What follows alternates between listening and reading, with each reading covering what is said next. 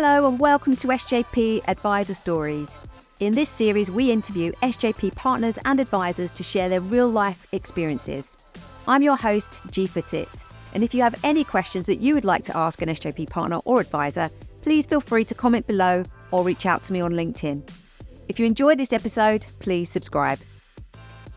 Hello and welcome to SJP Advisor Stories. This is a series where we interview SJP partners and advisors to share their personal journeys and real-life experiences in the world of financial planning.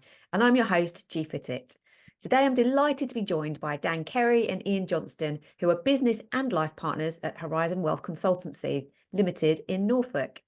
Welcome, Dan and Iain. How are you both today? Thank you. Hi, G. Yes, really good. Thank you. And thank you for giving us this opportunity to speak to you today and to share some of our stories and our insights into running a practice together. Fantastic. Well, I'm really looking forward to hearing from both of you, but I start every single episode with the same question to our financial advisors. So Dan, I'm going to start with a question to you. I like to ask, what does financial advice mean to you? Yeah, thanks, G. It's really quite simple for me, actually. I think that I like to keep things simple, and I think the industry that we're in is a very complicated industry, and a lot of people just don't simply understand it. And so I always like to think if I was receiving financial advice from somebody, I want them to keep things basic and simple, just so that I can understand everything that's being said. And so I like to really strip away the layers, if you like, to make things simple and basic to understand. And so I feel that that person understands me, they can get a good awareness of where I'm at and what I'm looking to achieve. So I really just want to keep it at that most basic level. Hopefully that makes sense. Fantastic. I couldn't agree more. I think it's something that we in the profession may feel it's more simple than it might appear to a client. So I think debusting any myths or making things super clear is really important. So thank you for sharing that. That's okay. So I'm going to be interviewing both of you. So I'll start with a question around your backgrounds. What were you doing before you joined St James's Place? And of course, what your current role is. So Dan, if we start with you.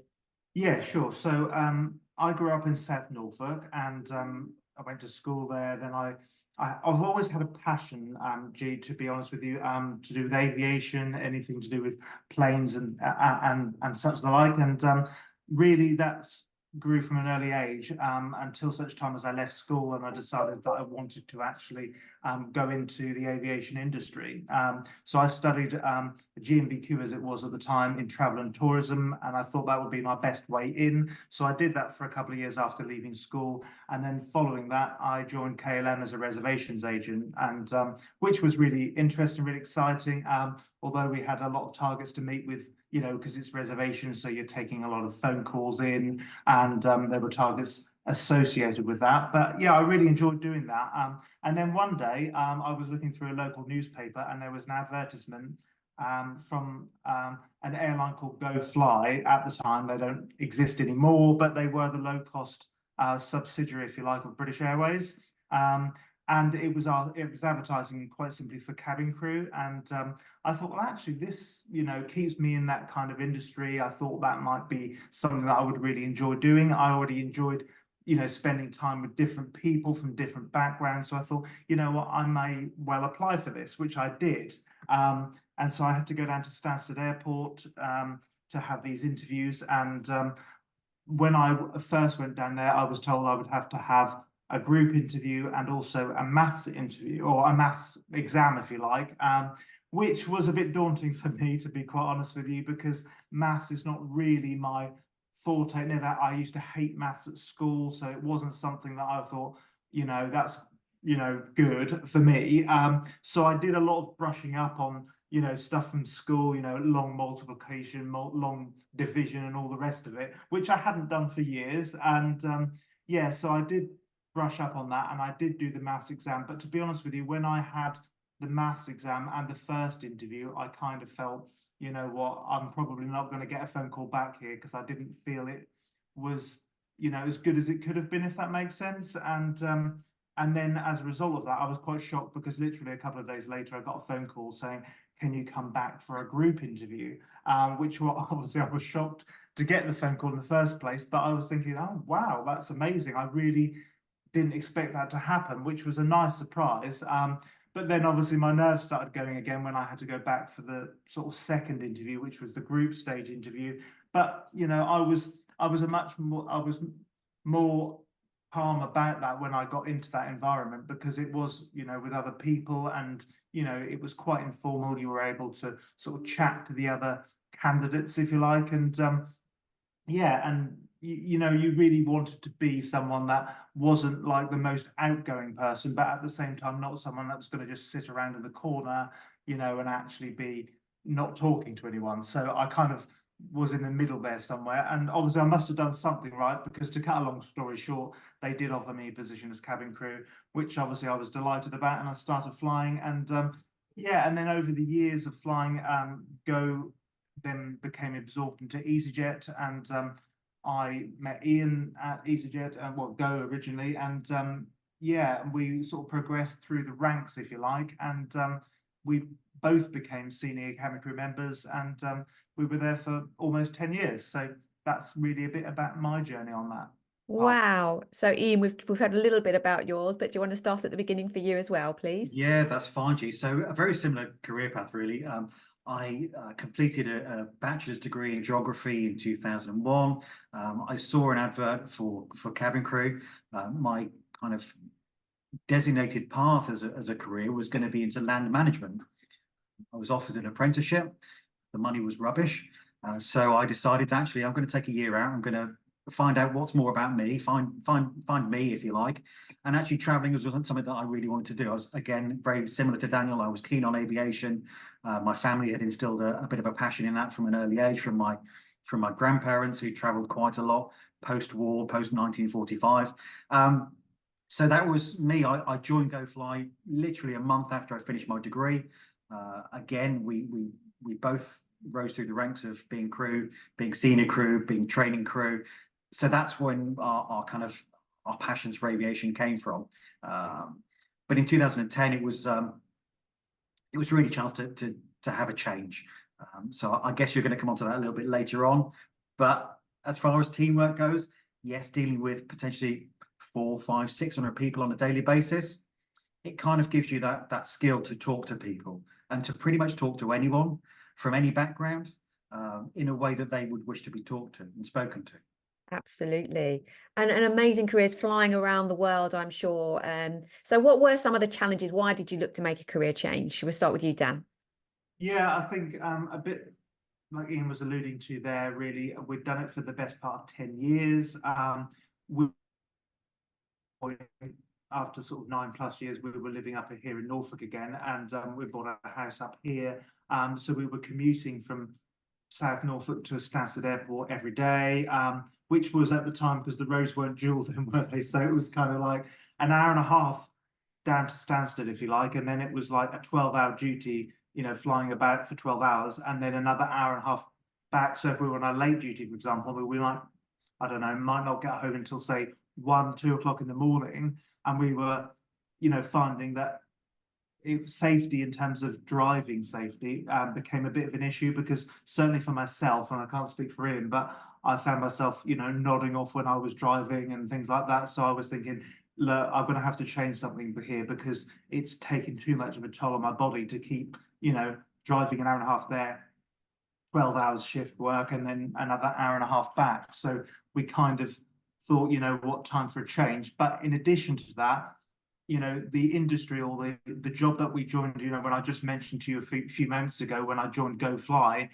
it became very different over the years, and there was a lot more targets, and the whole job role had changed significantly. I think Iain will probably talk about this in a moment, but there have been a lot of changes in terms of, you know, in the latter years, redundancies and things like that. So certain job roles have been made redundant, which meant that we in turn were taking on a lot more responsibilities, as well as doing our sort of day-to-day job of flying and you know, looking after passengers, which wasn't easy, was it?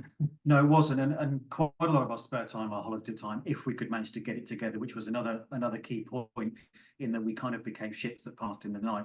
Even with holiday time, you had to bid for your annual leave, and it got to a point, especially in the last 2 years of being there, that we were very lucky if we actually got the same annual leave even for just a proportion of the year. We had 5 weeks annual leave a year, and if we could get 1 week together, that was seen, especially from the team back at EasyJet, who were the HR team. That was it. So from a work-life balance perspective, it wasn't that great towards the end. And as we travelled, if we managed to get a leave together, we travelled to the US quite a bit, and we still do. And when we have colleagues and friends in the US who work for the airline industry or work for the airline industry, and they say, "God, you'd be so much more valued over here as a couple," they'd want to retain you as individuals, because you know that you're going to give more to that industry as a couple, as a unit. So it kind of then became, you know what, in 2010, this is our time to step away and find a new adventure, a new career. And that kind of wasn't easy a decision to make, because we were very comfortable financially. We were on traditional old contracts, which were quite good. But for our own state of mind, our own health and wealth and well-being, we need to make that decision in 2010. Wow. And so what happened next? What did you decide to do? Yeah, so my dad had been running a successful St James's Place senior partner business for a number of years. In fact, he goes right back to the Rothschild insurance days, before St James's Place's name even existed. And so I kind of grew up with Dad.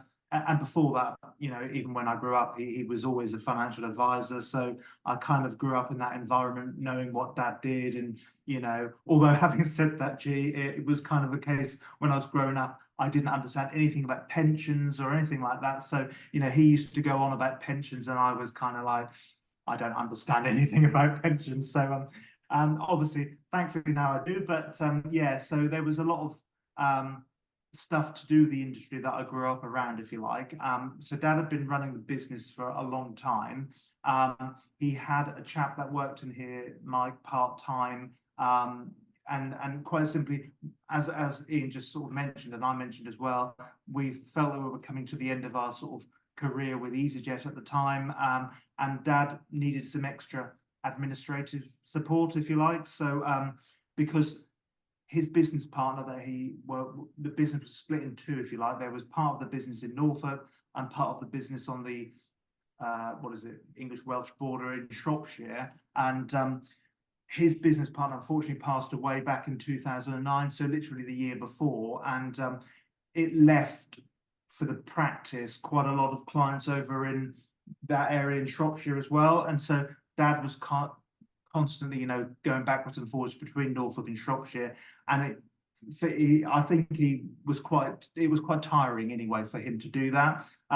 So he also needed the extra admin, because of obviously the extra clients that he was then having to look after, because his business partner Richard, his wife, kind of dealt with all the administration over in Shropshire, but obviously she left at the same time as he passed away, so it was all kind of moved back to Norfolk, if you like. So the guy that was working in the office, you know, just working part-time, couldn't obviously cope with all the extra admin load. So it was kind of an opportunity for us, and Dad approached us, and we had discussions about whether we would leave EasyJet and join the practice in an admin capacity. And we thought, oh, that might suit us, as well as helping us with sort of the work-life balance as well. It was going to mean that we could spend a lot more time together, both at weekends and in the evenings and things like that. So we decided to sort of make that move, and that's really where that started from, isn't it? Yeah, it is. In 2010, our work-life balance completely changed. Being able to say to Daniel's mum and dad, "Is it okay if we take a week off in the summer together?" was an absolute godsend. To be able to have that completely changing lifestyle, going from two people who did shift patterns, potentially away for a week at a time at a base in Europe, with EasyJet, to being at home every night with our dogs, with each other, was a big shift. But it was one that we needed to make for one, for ourselves as a couple, but two, for our own personal state of mind, if you like. Absolutely. I can imagine it was huge, and things have changed quite a lot over the last decade or so. So Ian, do you want to give us a quick run through of what roles you've both done over the last 10, 15 years? Yeah, so being fresh-faced in the financial services industry was kind of a bit of a big shift change for ourselves, really. So initially in 2010, we joined as administrators within Daniel's dad's practice, and learning the ropes, if you like. We were fortunate enough, Daniel mentioned our former colleague Mike, who was an experienced financial services professional, worked for Aviva for many years, so he kind of imparted his knowledge into ourselves, being administrators. Excuse me, and then eventually to myself becoming the office manager in 2015, having learned the ropes, having understood what systems and processes need to be put in place, but going from an archaic, when we joined in 2010, a filing cabinet system, to ourselves implementing a completely, not completely, paper-free office, was a challenge in and of itself to try and get the mindsets of individuals who'd worked in that paper-based way for such a long time, kind of bringing them up to speed with how we thought that potentially a practice should be run more efficiently, more effectively, and actually more cost efficiently as well, saving all this paper and ink from being used. So in 2015, Daniel's dad decided, you know what, we've had kind of 4 or 5 years worth of consolidation, and it was kind of clients throughout those 4 or 5 years that Daniel's dad said, you know what, we need someone to either be recruited from outside of our business or Ian, Daniel, to become a financial advisor and train and get the appropriate qualification. So in 2015, it was decided that maybe 2 of us out of the practice was going to be too much, but Daniel was chosen, went through the interviews for what was the old SJP Academy back in 2015, early 2016, because we had approximately 250 clients that needed to be looked after in an appropriate way. So that was kind of us in 2015. 2016, Daniel qualified, and in 2019, Daniel's father decided that actually it was time to kind of semi-hang up his financial advisor hat and wanted to step away from the practice a little bit more and spend some time with his wife. So in 2019, we took over the practice, rebranded, renamed the practice, and then we've been co-directors of our new practice, Horizon Wealth Consultancy, ever since. Yeah. Fantastic. So before we go into detail of your sort of training and your learning experience, Dan, I just wanted to think about, to help people listening, the transferable skills that you brought with you from your previous careers. Because 60+% of the people that join the SJP Financial Advisor Academy come from non-financial services backgrounds. So that's a leap of faith that you both have done. Although you did get some experience in administrative roles before going straight into advising, you are now an advisor, Dan. So what are the transferable skills that you feel that you've brought with you from your previous career? Yeah, I think obviously when we were working for EasyJet, obviously it was a customer-facing role. So, you know, dealing with customers came naturally, I think, to both of us. And we certainly had our fair share of dealing with, you know, customer complaints and things like that. You know, it was something that we were just used to dealing with. Yeah, so, and I suppose I think I mentioned earlier about, you know, keeping things sort of simple, if you like, and it even stems back to sort of my flying days, if you like, that, you know, when there was issues in terms of delays or problems, or someone that wasn't happy about something, you know, with EasyJet, for example, it would be like, let's not talk about, you know, all the stuff, if you like, around everything, why this has happened, why this has not been done. Just break it all down and keep things simple, as in just tell people what they want to know rather than to give them a load of jargon. And that's kind of one skill that I took from that and brought it into financial services. I don't think I touched on it before, but prior to me joining the academy, I did actually spend quite a bit of time with Dad, actually going out. This was when I was still in admin, and going out to see clients with my dad. So I was, you know, taking notes and things like that, and obviously having that interaction with clients. And it felt for me to be, I don't know, quite natural anyway. So it kind of felt a natural progression for me. And as well as that, because it was, or is, a really family oriented, I got to know our clients anyway in that capacity. So when I made that transition from being on the academy to going out to see clients, myself in an advisory capacity, a lot of the clients already knew me, so kind of felt it was almost like an extension of my father, if that makes sense. So it was kind of like, in fact, some people that have been clients of my dad's for many years, even now I go to see them, sometimes they might call me Chris, which is my dad's name, instead of my own name, and I just sort of go along with that. But it's nice because we've, you know, developed those sort of long-standing relationships with people. So that's definitely how I've brought skills from before into my current role, and that's obviously served me very well. And fantastic. And what a shining example of, really effective succession planning if the clients are even calling you your dad's name. That's a smooth transition right there. Yeah. So you mentioned that you did train through the SJP Financial Advisor Academy. Yes. So I want to hear about your experience, but before we do, I just want to caveat that was back in 2015-16, and the process has changed a little bit since then. But let's hear about your experience. How was it? What did you have to do? Yeah, so I suppose naively, maybe at the time when it was decided that I was going to, go on to, or train to be an advisor myself and come back into my dad's practice to be an advisor. Initially, I kind of just thought it was a process, as in, oh yeah, we'll apply and I'll just join the academy and we'll just go through that period of time. But it was a lot tougher than perhaps I'd thought it was going to be. For example, even though I was already sort of involved with SJP, with my dad's practice being an SJP partner anyway, I still had to go through the whole interview process for the academy, which was definitely not an easy thing to do for someone who's not even been in the industry before, prior to obviously not being an admin person with my dad. So I went through the whole interview process, and then obviously the exams. You had to do RO1 as a sort of prerequisite, if you like, to joining the academy. So I did that. That was obviously quite challenging for me because at the time I hadn't done, full-on exams for a long time anyway.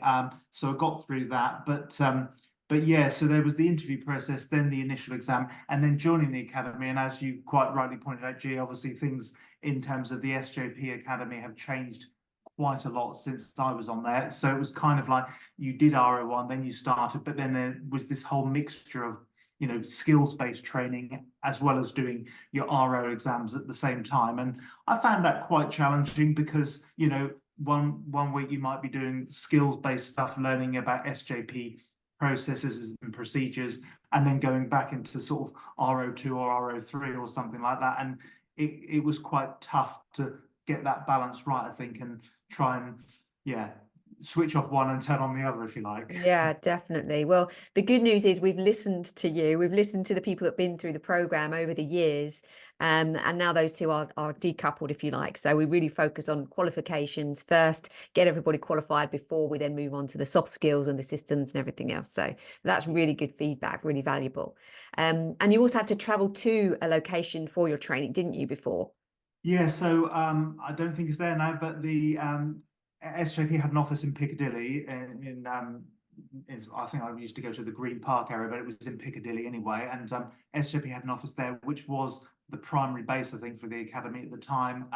So obviously, with me living in South Norfolk, I was catching a train from a small town here called Diss to Liverpool Street every day, which posed challenges. One, from the fact that sometimes the trains didn't run, so you were, left with a situation. You might be standing on a coal platform in the darkness in the winter, if you like, and then all of a sudden the train cancelled, and think, well, how am I going to get to London now? When is the next train? Am I going to be late for my course, which generally would normally start at 9 a.m. in the morning? So it was typical sort of rush hour. But on the days when I did get to London, obviously on time, getting off the train at Liverpool Street and then getting the tube over to Piccadilly was a bit of an experience for someone like myself who was from like Norfolk, where we don't have tubes or anything like that. We're lucky if we even have a bus close by.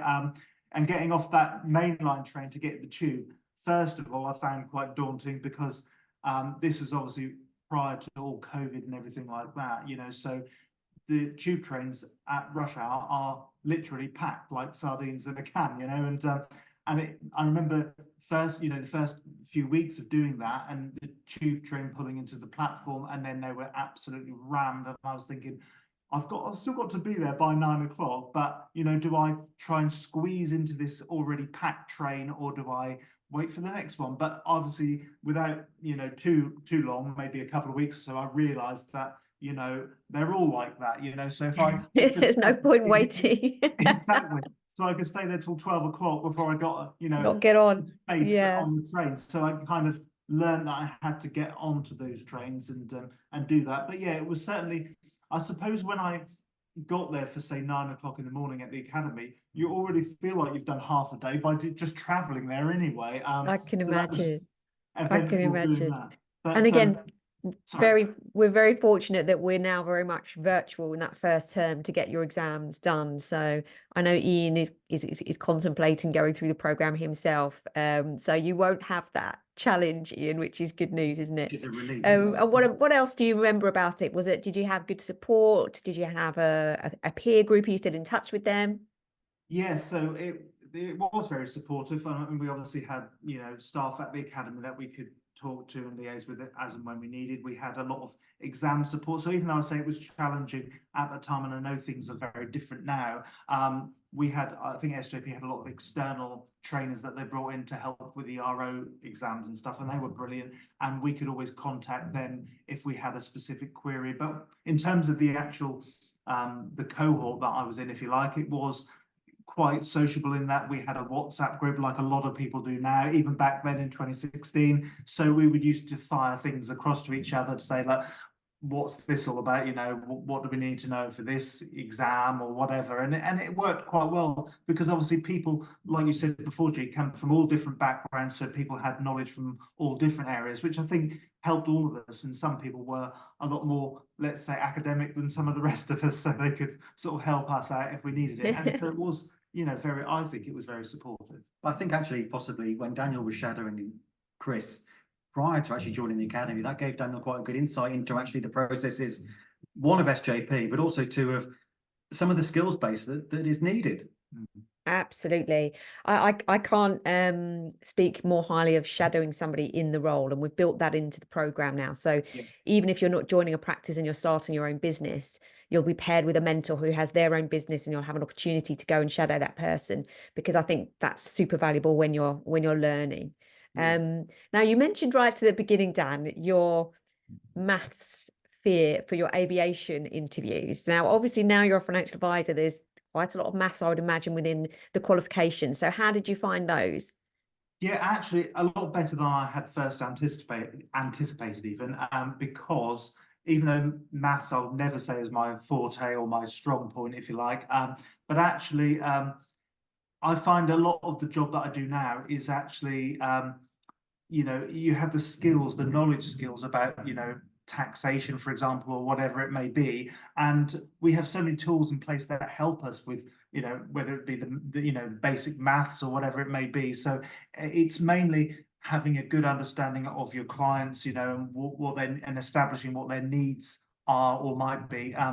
And really, that's the main thing, which actually suits my personality better, because it's about talking, finding out what somebody's interested in, what are their goals and their aims and their aspirations, and then really coming back and trying to work that into a plan. So really, maths hasn't really, for me anyway, been a barrier for that. Yeah, I think I love that. what SJP also is great at is that we've got the practice here. So if Dan came back from a meeting with a client and there was a complicated arrangement that needed to be broken down into some sort of simple arrangement, he can come back, talk to myself, talk to Chris, and if it was something that needed to be done, book a call with the SJP mezzanine service with tax and technical. And actually, Daniel could then set out what his calculations might be and actually get someone to double check them to say, am I doing this the way that it should be done, or is there a different way to approach this? So there's always ways that we can utilize SJP in a great way to double check what our thoughts are about a certain calculation that might be completely off the hook, that we have only dealt with once in the past year or so, that actually just to improve our knowledge base. So SJP also have the tools in place that we can utilize and get the information from if we're not sure about a certain aspect of a calculation, for example. That's such a great insight on both parts. So first of all, it's sort of debusting a myth that it's quite a mathsy kind of role. I think some people may think of it as being similar to an accountant, where actually it isn't. It's a people role. And then you've got the backup of support staff, or you've got the backup of SJP to check your work. So I think that's great. So Ian, over to you. So while Dan was doing the studying, he did have a lot of travel, and it was obviously early mornings and late homes. So how was that for you?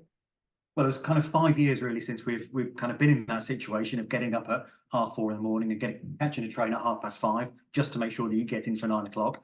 So for ourselves, it was a short term arrangement. We knew that this was only going to be for 6 months, and actually for then Daniel to then come away from that was great, because like Daniel said, yes, they were long days. Yes, it was long weekends of studying that we both did together because we help each other out. That's what we do. But it was fine. We knew it was only temporary. I'm going to be going through hopefully a similar situation, but maybe not to the degree that Daniel went through in the next 12 to 18 months. But no, it was definitely a short-term fix, a short-term You could see the light at the end of the tunnel, I yes, guess, light at the end of opposed the to tunnel. That's you right. knew it was worth the commitment. So Yeah. so I'm really excited that you're going to be going through the academy yourself in the next 12 to 18 months, Ian. I think that's super exciting. And just for people listening, in case they're thinking, oh, I've got 6 months of travel or whatever, it certainly isn't like that anymore. So term 1 is 3 months of qualifications, very much a virtual environment. Yes, you'll have live drop-in sessions, you'll have access to lots of people to help you through the exams, but far less travel or no travel. Term 2, where we're talking about skills. I mentioned before, you might want to go and shadow somebody if you're starting your own business, and you might have to travel to their business or to their clients in order to do that. But in terms of the training, I think there's a 3-day residential at the beginning of the 3 months and another one at the end. Otherwise, it's that ad hoc kind of Netflix style learning as well. So it's very super flexible. So hopefully not as life-changing as the previous stint, but I will say that you'll be working maybe evenings and weekends to get those qualifications done. Which is fine, because you know that you're improving your skills base and your knowledge base. Absolutely, nothing comes easily in life. So you've got to running a practice doesn't come easy, but it brings its rewards at the end. Absolutely, it's all worthwhile. So how long have you been an advisor now for then, Dan? So what have I been advised for? About 7 years. Yeah, about 7 years since I've left the academy and, got, as they call it, CAS, which I'm sure you're more familiar with than a lot of people. But it just essentially means that you've been, checked out or passed to actually go out on your own and give financial advice to clients once you've got the CAS status, which kind of, well, I don't know if it's still the same, but you go through the whole 6 months of the SJP Academy, and then once you've got all your exams in place and you've passed the academy, if you like, the training or classroom sessions, you then get your we used to call it, I don't know if it's still called a BDM, but or PDM, but that's what we called it. And he obviously goes out on a number of meetings with you, and you obviously have to pass certain sort of observation meetings, as it were, and then after that you get signed off and you're able to go out and see clients, on your own effectively. So that's where I went after the academy, and I obviously came back into Dad's practice. I, was an advisor for a while within that environment, which obviously gave me valuable, learning experience and enhanced my knowledge as well. Until such time as we started the practice ourselves for Horizon, and obviously we've both been directors from the beginning for that, and obviously I'm the one that's been out seeing clients. My dad is actually still with part of the practice, still with us. He only works part-time now, but it's quite nice as well. So we've got the experience of my dad as well, and obviously I've built up a lot of hopefully long-lasting relationships with clients as well. So that's worked quite well. It's fantastic. So what does life look like now for both of you? Ian, do you want to answer? I would say it brings in such a better work-life balance than we've ever had. It enables us to kind of have that autonomy to run the practice how you feel that it should be run, but also with kind of a caveat to say, yes, we're really into our work, we're really into what we do. But if you needed to take a step back for any reason, I mean, my parents are in their later years, so there is going to be a time where I'm maybe going to have to travel up to Liverpool to see them on a regular basis. But my role now will give me that chance to actually say, you know what, I need to take a week out, I'm going to do it, because family comes first in that respect. But also we've got Daniel back in the office, Daniel's father, and hopefully another admin support staff coming on board in the next 12 months. That gives us that flexibility running a practice. So definitely, if I said 14 years ago when we left EasyJet this was going to happen, I would have said no. But looking back, it's the best thing we ever did. That's amazing. So tell us a bit more about your role, Ian. So you're both directors and you look after lots of clients, you mentioned, and do you source new clients? Tell us about some of the ways that you find new clients. Yeah, so sourcing new clients, referrals has been a internal referrals for our existing clients. There's no better advocate for your service than an existing client who you've done a job for that's been absolutely brilliant, and they're satisfied beyond belief that it's actually brilliant. So first of all, I think that's a key to our growth.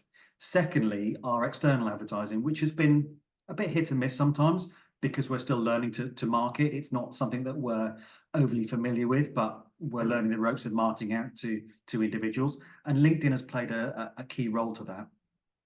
One of the challenges we faced in the early years was COVID, unfortunately. So going out to actually physically see people was difficult. So our online presence was quite important to us.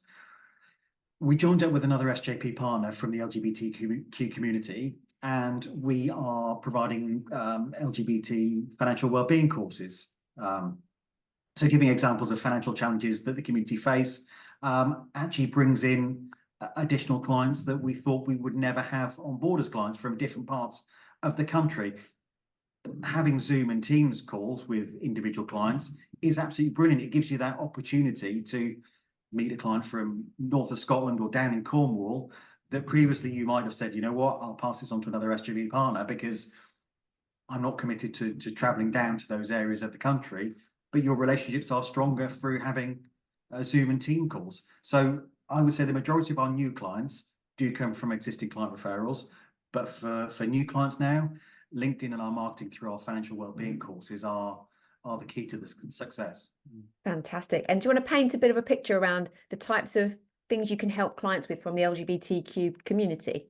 Yeah, so some examples I could give are saving for transition. It's if someone is transgender and they want to go through a private surgery treatment, for example, it might be putting a plan of action in place when Daniel talks to the client to say, you know what, this is how we could possibly save for your transition surgery. There could be issues or concerns about someone who is living with HIV, and there's certain types of protection providers that are more favourable to providing certain types of cover on a protection basis for people living with HIV. There's also polyamorous individuals, so people who there might be 4 people in a household who are all in relationship, and how do we best serve those individuals' needs as a collective group? So there are certainly unique challenges that the LGBTQ community face that we try and overcome some of those myths that may be out there for those individuals. So our financial wellbeing courses are designed to kind of say, you know what, you're not alone. There is a friendly face that you can go and speak to if you are concerned about something that you have, be it a financial policy or your workplace pension, for example, that you're not sure about. Some of the, again, as Daniel said, breaking down those barriers, that jargon in financial terms, to actually come to us and say, Ian, Daniel, can you give us some guidance on this? Again, I'm not a qualified financial advisor, so I can't provide any advice. But the financial wellbeing course is going through the financial wellbeing accreditation with SJP has enabled me to provide financial wellbeing and financial education courses to individuals, to workplaces and charities. Fantastic. I love that. So what's next for Horizon Wealth? Tell us about, painted a picture of the future. So I think my role as practice manager will be here certainly for the next 6 months, but we are actively looking to recruit an administrator, whether that be from a financial background or financial services background or not. Again, you don't need to have come from a financial services background to learn the ropes of the industry. So bringing someone on board to be a senior administrator within the practice is definitely something that we're looking to bring on to then take some of my role away from me. There's certainly some roles of running a practice that you can't pass on to another individual, like payroll, paying HMRC, which I wish they could, but they won't. So there's certainly those roles that need to be kept within myself or Daniel to do. And then hopefully, like we said before, myself going on the SJP Academy, I've already started my RO exams. I passed RO1. I've got RO3 coming up. No, RO5 next week. Yeah. Studying for too many exams is ridiculous. RO5 next week. And then hopefully the SJP Academy later on the year, where I will learn more skills, more transferable skills into a new role as being an advisor. Fantastic. Well, I'm really excited for you, and good luck with your exam next week. Thank you. I was going to just mention that with my dad, for example, although I mentioned before he's still within our practice as an advisor, he's only part-time now, and he has indicated to us that maybe over the next 12 to 18 months he might decide that he wants to retire fully. So hence part of the reason why Ian is looking to become qualified anyway. And yeah, so it's gonna hopefully be that myself and Ian are both advisors within the business. But yeah, we do obviously need someone from an admin capacity to sort of replace some of the stuff that Ian is very good at the moment. Thanks. Absolutely. So it's succession planning from the advice perspective, but also your very important role within the practice also needs consideration and careful planning and finding that right person that's going to fit within your practice. So That's yeah. right, yeah. And we were faced with a challenge back in 2020, a year after we took over the practice. Daniel was diagnosed with multiple sclerosis. So it's brought its challenges in that respect. Again, having the autonomy to be able to say, you know what, Daniel's diary needs to be a bit flexible sometimes, to take some time out from the business and look after his own health. So running a practice also gives us that ability to say, you know what, we need to change some things around with how we work or how Daniel may work, and especially trying to be adaptable for the future as well. We don't know how Daniel's condition is going to pan out. That's one of the unfortunate things about MS, that you don't kind of know how it's going to go. So trying to also future-proof our practice with me becoming an advisor if Chris leaves, which he is intending to retire in possibly 12 to 18 months, to say, you know what, if Daniel does need to take some time out of the practice, then Daniel's not the sole advisor. So we've got some kind of continuity in the fact that the clients know me from speaking to them for the past 14 years. And actually, if Daniel does need to take a step back for health reasons, then we've got that in place as well. Wow, that's so nice to hear, and must give you all sort of peace of mind that you've got your future sort of next 18 months planned out in terms of your transition into advising and finding that perfect person to replace you.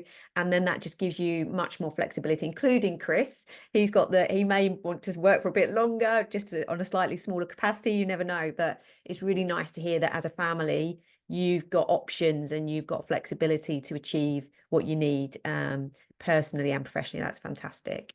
And thank you for sharing that. It's very personal too.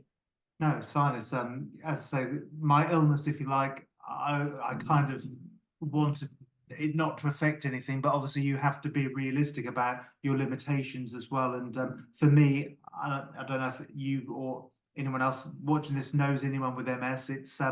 It's very individual in terms of how it affects everyone. So not you could speak to 10 people that have got MS and they would all have, maybe slightly different symptoms and the way that it affects their daily life or their daily living. Yeah. And mine is more sort of fatigue or tiredness that I get later on in the day. So, for example, in the role that I'm in, I try to limit later on in the day appointments, if that makes sense. So because I know I'm not going to be at my best if I'm having a meeting at say 6 or 7 o'clock in the evening. And so we do try and do that. But yeah, I think it will only hopefully help with Ian becoming authorized or qualified, that actually some of that pressure can be off of me at certain times, so it makes that just run smoother, hopefully. Definitely. Fantastic. Now, my next question is around sort of the culture at SJP, and it's often quite difficult to describe because it's just sort of there every day, isn't it? But how do you find it, and particularly as a couple yourself, how do you find the culture here at SJP? We found it really embracing. We joined as a couple. We were perfectly happy being out in the community with SJP as a couple, as a gay couple, and actually some of the differences that SJP have made to our lives has been remarkable. We've had such support from our area business manager, Paolo Payne, from our business development managers throughout the years, who've been absolutely fantastic. From I was going to say Paolo was one of our BDMs initially, through Paul Price, who was our BDM when we took over the practice in 2019, to our now BDM Graham Jordan, who have been absolutely fantastic with us both, and so supportive of us as a couple, taking Horizon Wealth to the next stage and next chapter. But not just that, within SJP there are LGBTQ groups. So, for example, we are part of the SJP Pride group, which provides a kind of what would you call it? It's like it's a network within SJP that we're able to speak to and have regular meetups to discuss some of the challenges that we might be facing within the industry for the LGBTQ community, or some of the changes that SJP want to implement in terms of how can we best support the community itself. So it's been a fantastic eye-opener to a great business that is willing to accept us as the LGBTQ community. So no, really inclusive. Fantastic. That's so good to hear. And I often pop into that meeting group, and that's how I met you both, and that's why we're here today. So that's really great to hear. So Dan, do you have any final thoughts or advice for anybody who's watching this who might be considering becoming a financial advisor? Yeah, I'd say definitely go for it. If that's something that is of interest to you, you should pursue that. And there is so much, even as we mentioned earlier, when I joined the academy back in 2016, there is so much more support, and there was support back then, but I think it's enhanced even more now. So I definitely recommend people doing that. And I think it's also good now that someone going through the academy might be wanting to start their own practice or their own business, but also other people that, I don't want to run my own business. I just want to be an advisor within a practice. And I think there's a hell of a lot more support there for that now than perhaps there was back in 2016. So I think, definitely I would recommend going for it, because not just, because of the support side of things, but also because, if you're coming from a background where it's very regimental, you work from this hour to this hour, and, whether it's 9 till 5, Monday to Friday, I think, what's definitely worked for us anyway is that whole lifestyle balance, with work. It's so flexible now, and I think a lot of jobs it's not really like that, and it's probably got worse. So I think if you can get that balance better and right for you in your situation, I think working within SJP as an advisor, or indeed running a practice, can be really good for that. Yeah, and it's a very rewarding role. I mean, we get such nice phone calls from clients that you've built a relationship with over 10, 15, 20 years in your dad's capacity. And it's been amazing to hear some of those stories. And unfortunately, you do get clients who've passed away, and some of the plans that you've put in place for those clients have been amazing. You might have saved the estate of an individual 400,000 worth of inheritance tax because of planning that you've put in place for those individuals and that family. And when you hear some of the stories that we do, and you hear them just say, "Thank you for all you did for my mum or my dad or my parents," it's really heartwarming to say, you know what, we did our best, and it was right, and it was proper, and we've worked so hard to try and do the right thing for the clients. And when it comes to fruition, for example, on the passing of a client, and the estate is organised how they wished it to be organised throughout their lifetime, and it's passed on the way that it has, is so rewarding. It's so nice to hear these stories from clients, and it is what you make it. If you act with integrity with the clients, and it comes good. It really does. Absolutely. I'm really pleased you shared that, because I think that sort of rewarding or meaningful career path also often is what people are looking for. So they want to make a difference. They want to be a client-facing role, and I couldn't agree more. I think this is so helpful to people. We started at the beginning. Your description of financial advice was keep it simple, and we need people just like you to help people to do that and get everything that they need in place, and give them confidence, give them peace of mind, that should anything happen, that they've got everything in order. And also, I'm sure you hear really positive thoughts about people that reach retirement, for example. I'm sure you've got lots of other really positive stories, not just about people passing. Yeah, I mean, some of the examples that we have, especially now since RDR in the retail distribution review in 2012, meeting clients on a regular basis, on an annual basis, really proves your worth as a financial planner. Knowing that the stages of your life are being planned out for you with the work that we do. And when you come to retirement, there's no more shocking example of that you think, have I got enough money to live on? Can I afford to do what I wish to do in retirement? Yeah. And when you go through with it, even with a new client, with cash flow modeling, and say, actually, you're on the right path, that's quite a nice feeling for a client to hear, to say, actually, well, so I've done all right on my own, but you're going to guide me now, and you're going to provide the advice going forward to say, am I still on that right track? Yeah. And it's such a nice feeling when the client gets to the end of that and they say, you know what, Daniel, Chris, Ian, you provided that advice throughout those 15, 20 years. I've got here, I've retired, and I'm comfortable. Thank you. It's really nice. It is really nice to be part of that. It is rewarding, and I think actually, you know, with the, I call it the might of SJP behind us, you know, I think that is quite a benefit for anyone going into this industry to have behind them, because I think sometimes we take it for granted, but when you actually look at things like Ian was just saying about retirement planning, for example, we have so many extra tools that SJP provide to us. And my uncle actually, ironically, is an IFA, so he works independently. And when I sometimes chat to him, you know, he although he is part of a network, if you like, he certainly doesn't get that level of support behind him. So it obviously can be a lot more challenging in terms of, you know, he sees a client, he comes back, but you know, sometimes you do need extra support behind you to actually make the correct or the right recommendation for someone in the best possible way. And I think going back onto what you were saying, Ian, I think actually you get a lot more feedback and a lot more positivity from clients when you travel with them on that journey, and they can see, you know, this is why we're doing what we're doing, because this is the goal we want to get to. And you can show them with these various different tools, you know, what it might look like in retirement. And I think unless you have access to all of that material, it can sometimes be quite difficult for someone to imagine what it might look like in X amount of years. I love that. So it's like bringing things to life, really helping them visualize exactly what things look like with the tools that you have to hand. Fantastic. I think that's brilliant. So final question is, if people want to have a chat with you, how can they find you? How should we get in touch? So first of all, hopefully you'll share our emails, G, but our emails are probably going to go on the bottom of the screen, but they're on the SJP intranet, so look for Iain Johnstone or Daniel Kerry. On LinkedIn, you can contact us through there. We've both got profiles there, or you can go onto our website, horizonwealthconsultancy.co.uk. We're also on Instagram, although that's something that we need to really develop. We do have an Instagram account, but we're not that active. We have a Facebook account as well, to be honest with you, but going back to when